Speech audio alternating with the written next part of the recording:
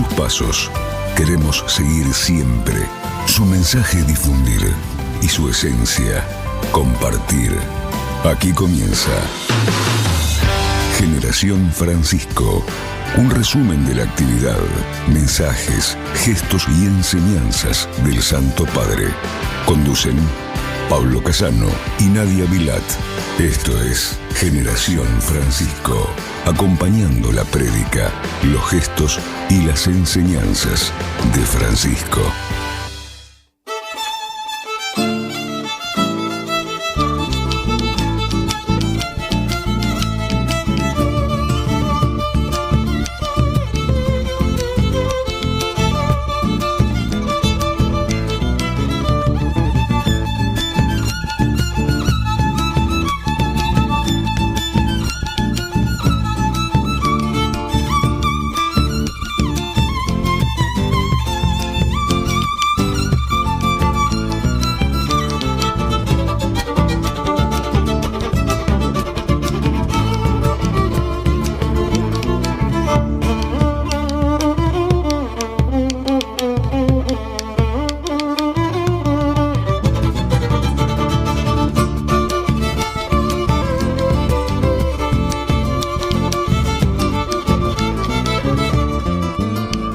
Hola, buen mediodía, amigos de Radio Corazón. ¿Cómo están, compañeros de las redes sociales de Generación Francisco? Muchas gracias por acompañarnos. Un gusto volver a encontrarnos. Estamos en Generación Francisco por Radio Corazón. Y hoy vamos a recorrer con nuestros temas musicales la provincia del Chaco. El primer tema, Chacarera del Violín.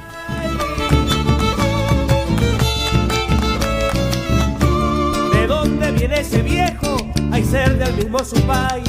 Dicen que ha quedado ciego tanto llorarle a la telecita.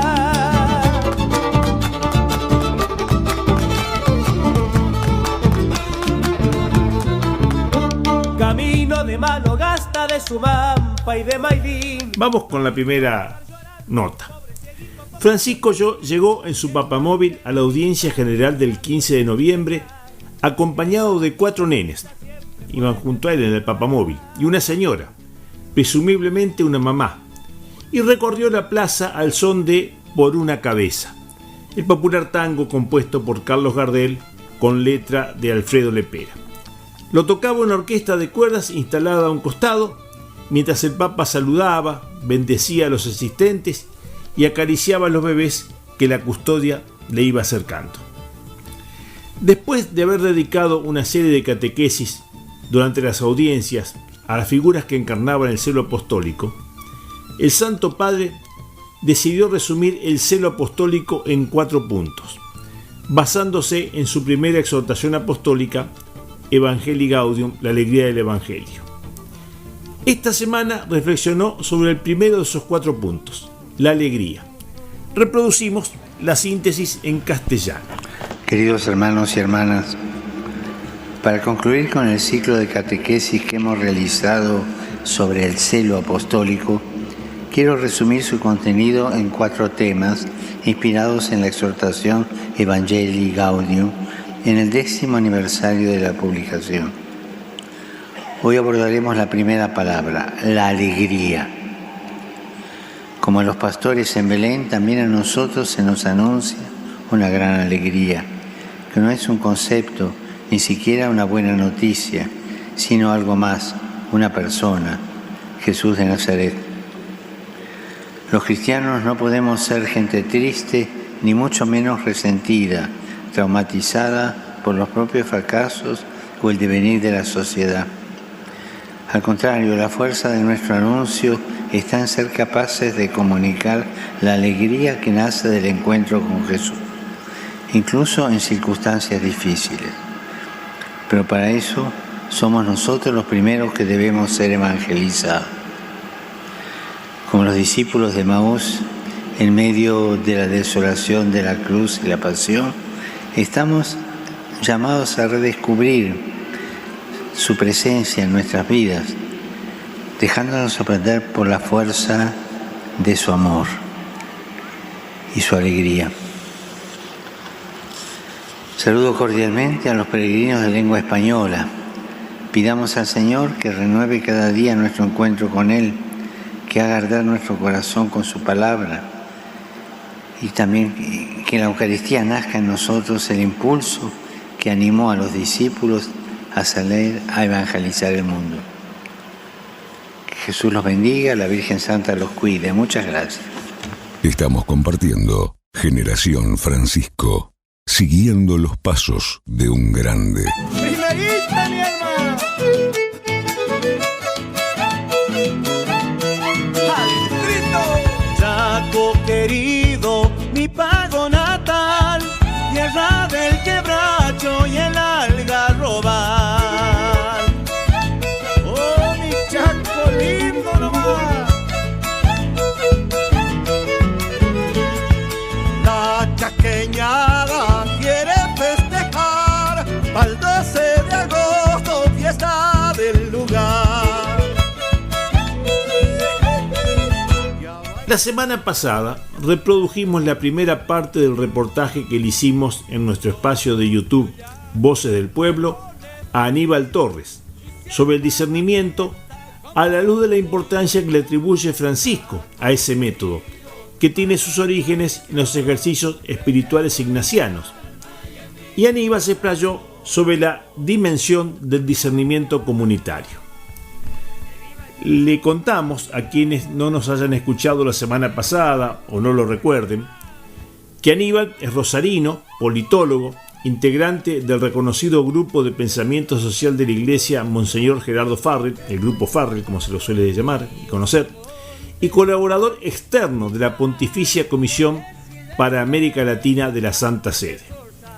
Ahora vamos a compartir una segunda pregunta, más concreta si se quiere, referida al discernimiento como un método para la acción. A ver, como para darle otra vuelta al concepto. Poniéndonos en el lugar de un amigo, un compañero, un hermano que hace un apostolado o que desarrolla una militancia y quiere aplicar esto a su actividad de todos los días, que ya sea que colabora en un merendero o colabora en una parroquia o hace una actividad, una militancia política o está en un sindicato. ¿Qué tips, qué consejo le podemos dar, lo podrías dar sobre todo, para que esto lo haga carne y práctica regular en su vida? Perfecto. Bueno, ahí vuelvo con lo anterior. Decía esto, de que cada uno tener en cuenta que el discernimiento tiene un polo objetivo y un polo subjetivo. ¿Qué es el polo subjetivo? Es lo que yo siento, es decir, cuando uno lo escucha, ¿no? La famosa expresión, siento que Dios me pide tal cosa. Siento, no sé, tengo una inspiración, veo algo y pienso que mi opción de vida, para ayudar inclusive a los otros, como en los casos que vos ponés, Pablo, que está muy bien, siento que mi vida debe ir por ahí, ¿no? Esto, ayudar en un merendero, en un sindicato, en la fábrica, en la universidad, en la empresa, etcétera.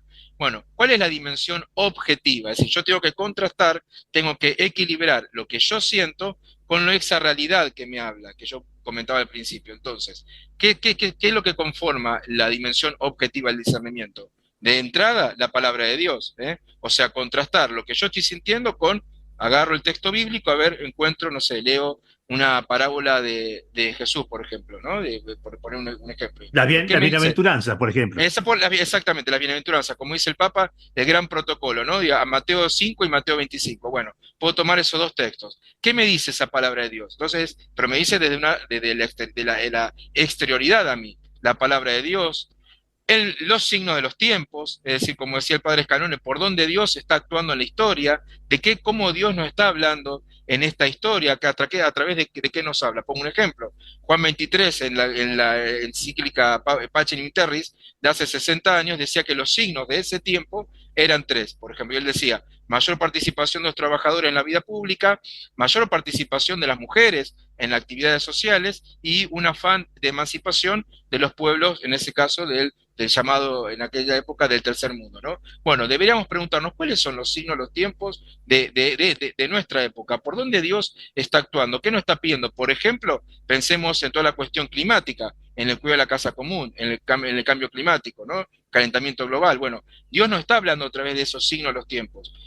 El tema de la guerra, bueno, que es un signo de los tiempos claramente negativo, pero bueno, ¿cómo yo puedo ser artesanos de paz en un mundo que está en guerra? Como dice el Papa. Entonces, la palabra de Dios, los signos de los tiempos, y otro ejemplo de cómo contrastamos lo subjetivo con lo objetivo es, sin duda, el magisterio, ¿no? Esto que decimos, el magisterio social pontificio. No me voy a buscar a ver de qué hablaba León XIII hace 130 años atrás, porque el método, como muy bien vos decías, el método ver, juzgar, actuar, evidentemente lo que veía León XIII en Rerum Novarum en 1891 no va a ser lo mismo que va a ver Francisco en Fratelli Tutti en el año 2020. Entonces, tengo en cuenta también, en esta dimensión objetiva, qué es lo que el magisterio de la Iglesia está diciendo, qué es lo que está viendo el Papa cuando publica sus documentos, de qué temas habla y de qué temas no habla. ¿De qué está hablando? Bueno, habla del cuidado de la casa común, habla de la amistad y la fraternidad social. Bueno, todos estos elementos, repito, la palabra de Dios, la tradición de la Iglesia, los signos de los tiempos, el magisterio pontificio actual,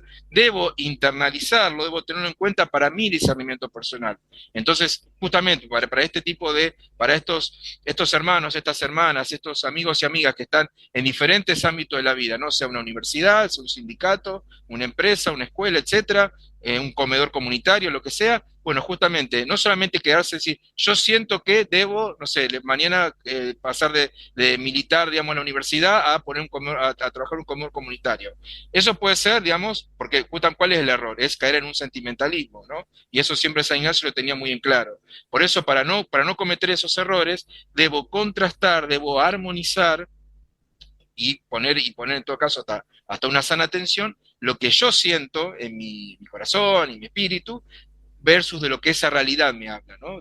A través de, repito, de elementos muy básicos, digo, en la tradición cristiana, de la palabra de Dios, la tradición de la Iglesia, los signos de los tiempos, y qué signos de los tiempos, de qué nos habla, de eso, cómo aparecen esos signos de los tiempos reflejados en el magisterio social pontificio, en este caso, no digo para las profesiones que estamos hablando. Entonces digo eso, integrar lo personal con lo colectivo, al fin y al cabo con esto de que decíamos por nosotros como ciudadanos y nosotros como pueblo. No vivimos aislados, nadie se salva solo, nos decía Francisco a la pandemia, ¿verdad? Entonces, bueno, también esto para cada hermano y cada hermana que está en su realidad cotidiana, en las trincheras, por así decirlo, bueno, tratar de, en la medida de lo posible, bueno, si siente algo, bueno, que tienen que colaborar aquí y allá, leo a ver, por ejemplo, como bien decía, leo Mateo 5, las bienaventuranzas, a ver por dónde va el programa de vida del cristiano, según lo planteaba Jesús, ni más ni menos, qué es lo que de qué habla el Papa de qué temas habla, bueno, y sabemos de qué cosas que habla Francisco, ¿no? Le preocupa mucho el calentamiento global, le preocupa mucho la crisis socioambiental, le preocupa mucho la Tercera Guerra Mundial en parte que está en el mundo, bueno, y cómo humildemente uno contribuir cómo sentirse convocados a contribuir desde el lugar que cada uno y cada una ocupa a estas causas, ¿no? La semana que viene complementaremos o completaremos este interesante reportaje. De cualquier forma, si quieren tener una imagen integral, la entrevista completa a Aníbal Torres la pueden encontrar en nuestro YouTube Generación Francisco, también en el Facebook, en el espacio Voces del Pueblo. Chacarera chaqueña primerita.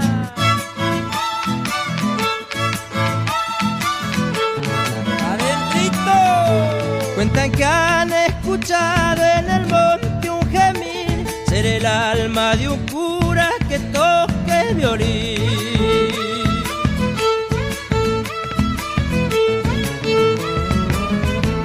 Chacarera nacida en los pagos del Tuscal, al tiempo de Algarroba, Mistol y Chañar.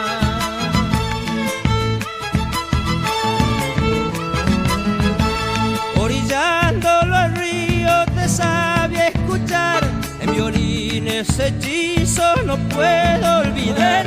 Chacarera bajeña por siempre estará, cabalgando recuerdo en mi Chaco andará. Estamos compartiendo Generación Francisco.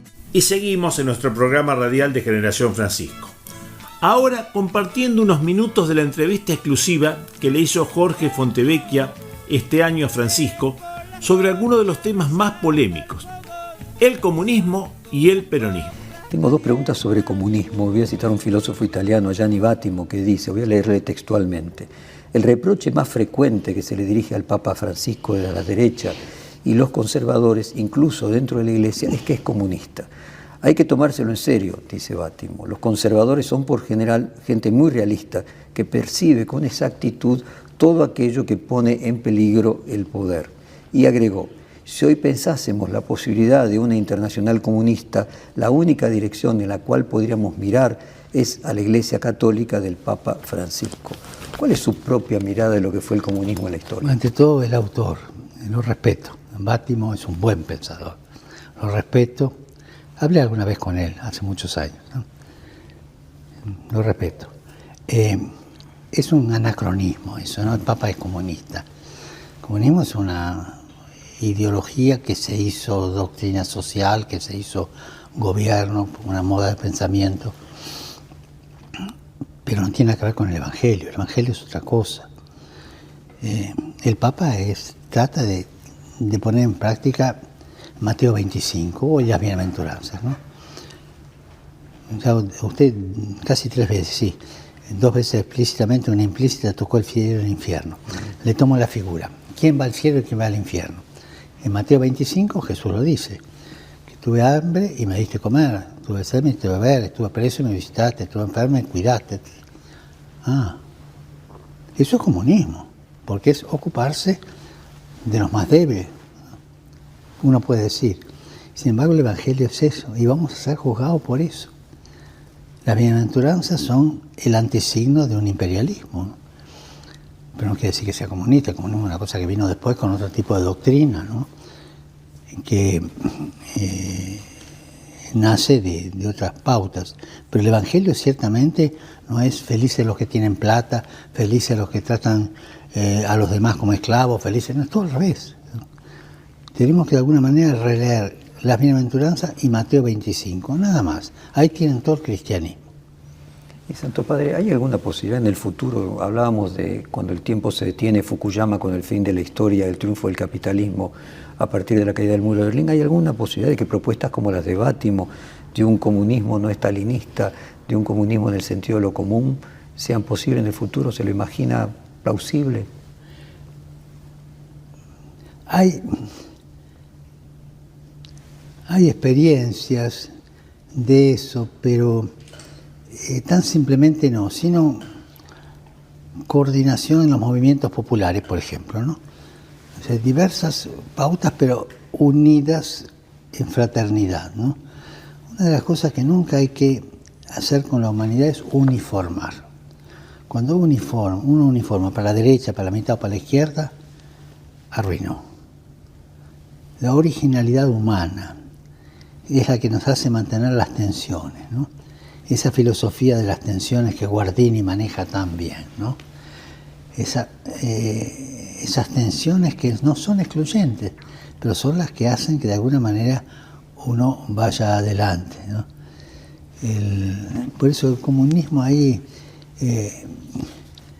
pegar la estampilla de comunismo, que es una ideología, comunismo es una experiencia de vida que va por aquí, por allí, por allá, que políticamente tuvo experiencias más fracasadas, menos fracasadas, y por ahí históricamente quizás más digeribles puede darse. Bueno, voy a entrar en algo relacionado, que es el peronismo. Tengo 4 preguntas sobre el peronismo. La primera, se le atribuye a usted ser un papa peronista. ¿Usted se autopercibe como peronista? Cuando me hace esa pregunta, le hago una confidencia, me la hacen en un tono tal, como si me preguntaran, dígame una cosa. Usted es una mala persona. ¿Usted fue leproso y se curó? Porque una lepra. Le cuento un poco. Pero no es mi intención, ¿eh? No, ya lo sé, pero les digo lo que yo vivo, ¿no? Como diciendo, uy, cuidado. Mi familia. 4 abuelos, de los cuales 3 italianos y 1 argentino, hijo de genoveses. Este argentino, hijo de genoveses, hizo Curumalal la segunda tanda, o sea, y era radical del 90. Era un carpintero, esas casas viejas, Quintino Bocayuba 556, casa de 2 patios y fondo. Allá en el fondo, donde estaba el gallinero, estaba el taller de él. Pero en el segundo patio, que era el de la vida nuestra, yo lo estoy viendo tomando té con vino con un hombre de barba blanca que le vendía las anilinas. Y un día mi abuela me dice, ¿sabés quién es don Elpidio? No, fue vicepresidente de la República. Y le vendía las anilinas en 10 minutos y después hablaban 2 horas de política. Mi abuelo era radical del 90. Yo me acuerdo a mi abuelo, lo estoy viendo salir, cuando salía a la calle, cuando iba a la iglesia, a una reunión radical, salir de galera, polainas y bastón. O sea, aquella gente de esa época, ¿no? Era un radical del 90 y bueno, su amistad con los radicales es Elpidio González.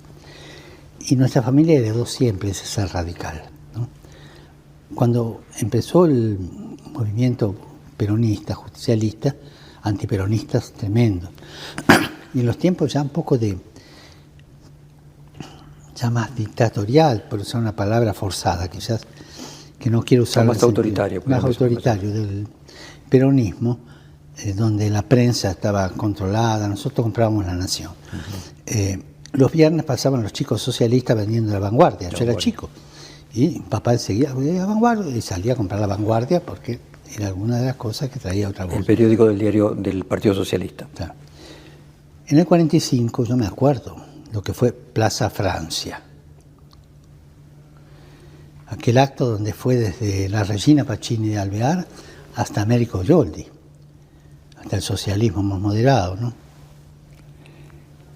No fue el marxismo revolucionario de Rubén Ciscaro, es curioso, no fue. Pero los demás estaban todos ahí. Eso me lo acuerdo. Yo tenía 9 años. La casa fue como ir a peregrinación a Luján, y de ahí era sagrado, fuimos porque había que salvar la democracia. O sea, yo vengo de esa familia. Después me tocó, de alguna manera... ¿Se podría decir antiperonista? ¿Cómo? Se podría decir antiperonista. Total. Gorila. Gorila. En el peor sentido de la palabra. Gorila. Y que era un poco el sentido de la clase media bienestante de esa época, ¿no? Que incluso me acuerdo cuando volvieron de paz a Francia los cantitos que habían aprendido ahí. Me acuerdo de uno que no voy a repetir porque es de mal gusto, pero me los acuerdo todavía. Después me tocó, de alguna manera, dialogar con gente.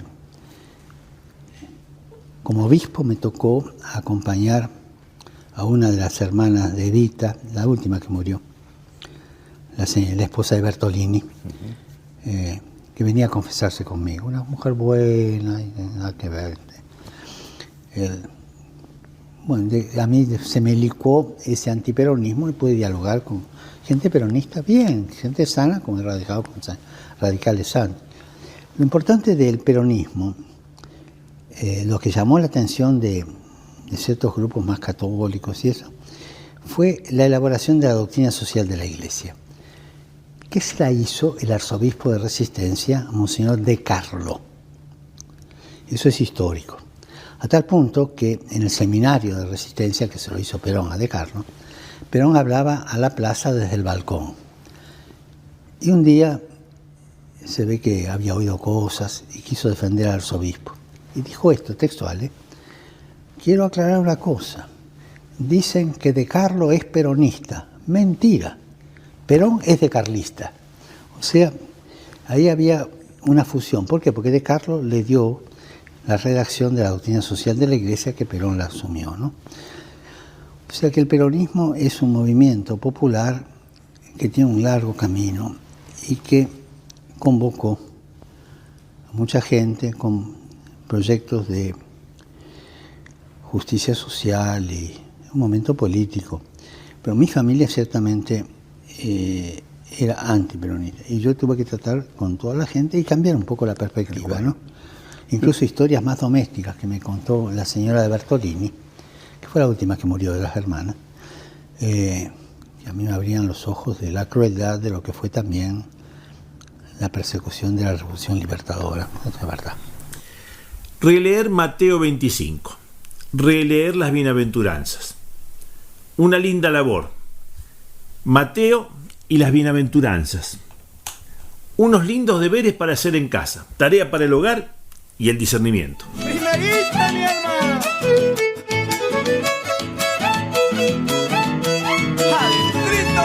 Chaco querido, mi pago natal, tierra del quebracho y el algarrobal.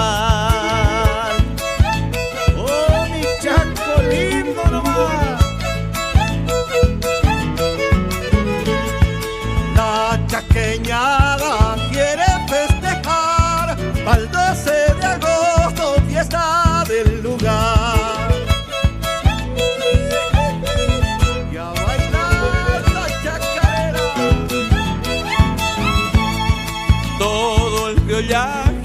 Se pone feliz y se arma la fiesta con bombo y violín. Chaco querido, pago y tradición, te llevo en el alma y en mi corazón. Y para el postre, la columna de Nadia Vilar. Buenos días, Nadia. Muy buenos días, ¿cómo están? Espero estén todos muy bien. ¿Cómo andas, Pablo? Muy bien, Nadia. Adelante con tu columna. Bueno, comencemos. Mujeres invisibles. ¿Cuántas veces nos hemos sentido invisibles? Probablemente más de las que podamos recordar. Quizás hasta nos hemos acostumbrado a que nuestras historias pasen desapercibidas para el mundo. Podremos destacar en algún momento o en algún lugar. Podremos volvernos visibles, pero las mujeres, y más aquellas que han sufrido a causa de la violencia en todas sus formas y que han vivido historias de renacimiento, suelen pasar inadvertidas. Sin embargo, nuestra voz emerge entre la oscuridad porque no estamos solas. Hace unos días conocimos un documental que relata el sufrimiento y el renacimiento de las mujeres gracias a la ayuda de otras mujeres. Fue promovido por la Unión Mundial de Organizaciones Femeninas Católicas, junto con Talitha Kum y el Observatorio Mundial de la Mujer, con motivo del Día Internacional para la Eliminación de la Violencia contra las Mujeres, que es hoy 25 de noviembre. Se trata de historias de mujeres valientes que han renacido a pesar de la violencia y los abusos sufridos. El documental Invisibles las cuenta en 30 intensos minutos. Historias en las que el dolor se convierte también en la voluntad de ayudar a otras mujeres a salir del infierno. Porque juntas se puede. El cortometraje pretende no solo dar voz a las mujeres invisibles a través de la escucha, sino también convertirlas en embajadoras invisibles, para anunciar a quienes viven en situaciones de desesperación que una vida mejor es posible para todas.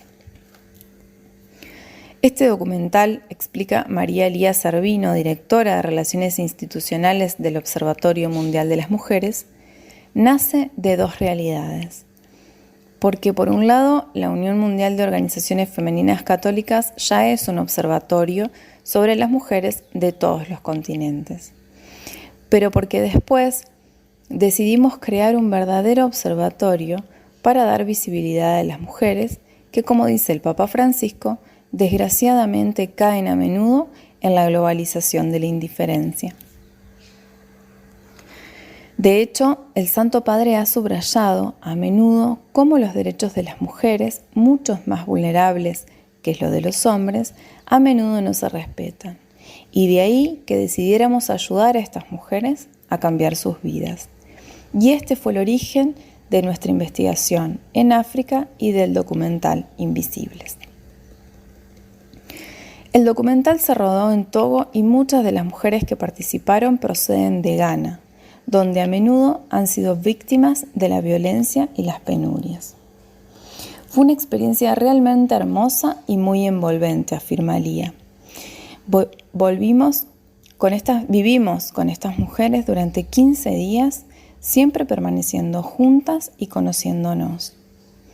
Hemos conocido muchas historias, como la de Agnes y Benedicta, madre e hija. Benedicta tiene una discapacidad grave y por eso su madre fue abandonada por todos. pero ella nunca se rindió. Luchó y unas monjas la ayudaron e hicieron estudiar a su hija, que ahora es psicóloga.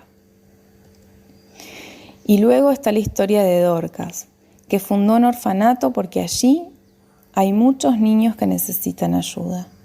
Ella misma fue víctima de la violencia, pero salió de ella y quiso dar esperanza a los más pequeños. Son historias que emocionan. La fortaleza de estas mujeres renueva nuestras fuerzas para seguir luchando juntos por un mundo mejor. La liberación de estas mujeres también puede ser la nuestra. Aunque parezca imposible, nosotras también podemos ser libres, salir de la situación difícil que estemos atravesando, y siempre habrá una hermana dispuesta a ayudarnos, estemos donde estemos. Podemos tomar las riendas de nuestra vida. Qué preciosa tarea han asumido estas mujeres. Sin embargo, todavía hay demasiadas mujeres invisibles en el mundo. Lo que sabemos es solo una parte. Por ejemplo, en lo que se refiere a la trata, el 70% de las víctimas son mujeres. Es una violencia que no cesa por razones económicas, y a esto hay que añadir la discriminación en materia de educación que existe en muchos países donde el acceso a la educación es diferente entre hombres y mujeres. Y luego está la violencia en el trabajo y la violencia doméstica, que es una lacra terrible. Soy argentina, dice Lía, y en mi país hay un femicidio cada 30 horas. Ni siquiera México llega a estos niveles, ni hablar de India y Pakistán.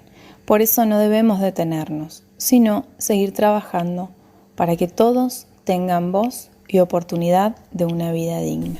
Nos trajiste un tema importante, como siempre, la dignidad de las mujeres. Gracias y hasta la semana que viene.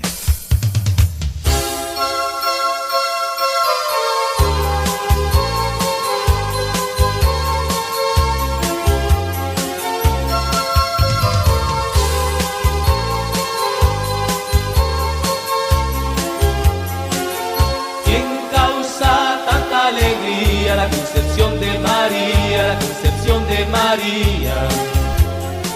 Tenemos que acordarnos de rezar todos los días por Francisco y por la paz en el mundo, de manera especial en Medio Oriente estos días. Y gracias por la compañía. Será hasta la semana que viene, si Dios quiere. El sábado de la mañana, con Francisco a Diario, un resumen semanal de noticias en el programa de Hernán por Radio Corazón. Y sábado y domingo también por Radio Corazón, a partir de las 12:30 horas, con nuestro programa habitual. Esta media hora de conversación. Nos vamos invocando a la patrona del Chaco. Chau, chau, hasta la semana que viene, si Dios. ¿Quién causa tanta alegría? La Concepción de María, Concepción de María. ¿Quién causa tanta alegría? La Concepción de María, Concepción de María. Hay mil canciones de amores. Una vez más, compartimos novedades, análisis y reflexiones sobre el alcance pastoral del magisterio y cercanía del Papa Francisco en nuestras comunidades. Así termina por hoy Generación Francisco, siguiendo los pasos de un grande.